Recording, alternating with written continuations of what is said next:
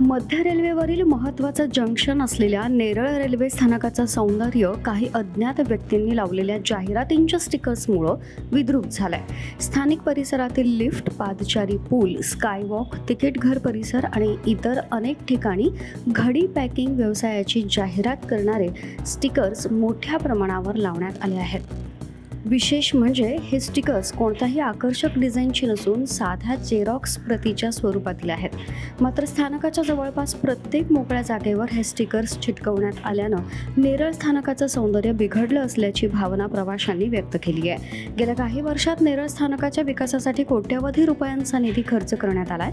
3 पादचारी पूल, 3 लिफ्ट, दोन्ही बाजूंना जोडणारा स्कायवॉक, निवारा शेड आणि सरकते जिने अशा विविध सुविधा उभारण्यात आल्यात. मात्र या बेकायदा जाहिरातींमुळे स्थानकाचं स्वरूप विद्रूप झाल्याचा आरोप प्रवाशांकडून केला जातोय.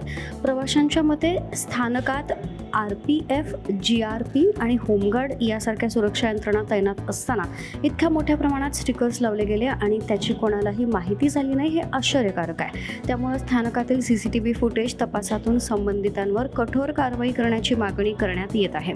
दरम्यान जाहिरात स्टिकरवर दिलेल्या मोबाईल क्रमांकावर काही प्रवाशांनी संपर्क साधला असता तक्रार करण्याबाबत उलट धमकी दिल्याचा आरोपही करण्यात आला आहे. त्यामुळे संबंधित व्यक्तींवर तातडीनं कारवाई करावी अशी मागणी नेरळ रेल्वे प्रवास संघटनेनं स्थानिक प्रशासनाकडे केली आहे. या संदर्भात नेरळ स्थानक प्रबंधक G. पाटील यांनी सांगितले की या जाहिराती कुणी लावल्या माहिती घेतली जात असून संबंधितांची ओळख पडताच योग्य ती कारवाई करण्याच्या सूचना संबंधित विभागाला दिल्या जातील. आता या प्रकरणात रेल्वे प्रशासन कोणती पावलं उचलतं याकडं प्रवासी आणि नागरिकांचं लक्ष लागलंय. मल्हार पवार, महाराष्ट्र न्यूज 24.